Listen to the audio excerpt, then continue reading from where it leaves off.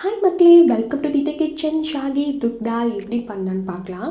ஒரு பாத்திரத்தில் 1/2 லிட்டர் பால் இந்த பக்கம் காயிற வரைக்கும் வெயிட் பண்ணாமல் இந்த சைடு ஒரு பாத்திரத்தில் 1 கப் ஜீனி 1 கப் தண்ணி ஊற்றி ஜீனி பாக ரெடி பண்ணிக்கோங்க. இது கூட ஒரு பிஞ்ச் குங்குமப்பூ சேர்த்துக்கோங்க. இது 2 குக்கார டைமில் ஒரு மிக்ஸி ஜார் எடுத்துக்கோங்க. அதில் 12 பாதாம், 1/2 ஸ்பூன் மிளகு, 1 ஸ்பூன் சோம்பு சேர்த்து தண்ணி சேர்க்காமல் பவுடர் பண்ணி எடுத்துக்கோங்க. இந்த மாதிரி இப்போது பால் பொங்குனதும் ஸ்டவ் ஆஃப் பண்ணாமல் ஆடி அது கூட மிக்ஸ் பண்ணி விட்டுட்டு சிம்மில் விட்டு சுண்ட காய்ச்சுங்க பாலை.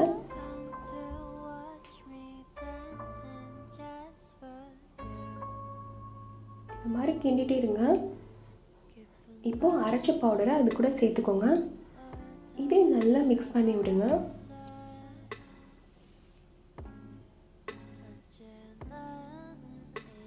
இப்போ 1/4 ஸ்பூன் ஏலக்காய் பொடி இது கூட சேர்த்துக்கோங்க. 1/2 கப் ஜீனி சேர்த்துக்கோங்க. ஜீனி கரையிற வரைக்கும் குக் பண்ணிக்கோங்க. இப்போது ரப்டி ரெடி ஆகிடும். இது கிண்டிக்கிட்டே இருங்க ஜீனி கரையிற வரைக்கும்.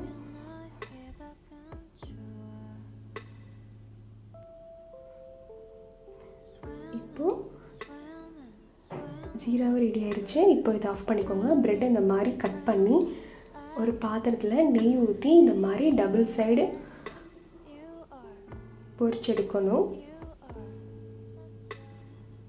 இந்த லெவலுக்கு குக் ஆனணும் எடுத்துருங்க. இப்போ ப்ரெட்டை ஃபுல்லும் ஒரு பிளேட்டில் 1 பை 1 செட் பண்ணிவிட்டு நம்ம பாலில் செஞ்ச ரப்டியை ஊற்றுறதுக்கு முன்னாடி ஜீராவை இது மேலே ஊற்றிக்கோங்க.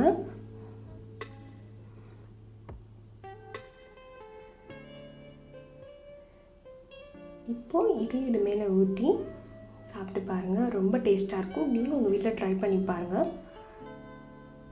எவ்வளோ வேணுமோ நீங்கள் அவ்வளோ ஊற்றிக்கலாம். இது நீங்கள் சோக் பண்ணியும் சாப்பிட்லாம், அப்படியும் சாப்பிட்லாம். தேங்க்யூ ஃபார் வாட்சிங். Please subscribe.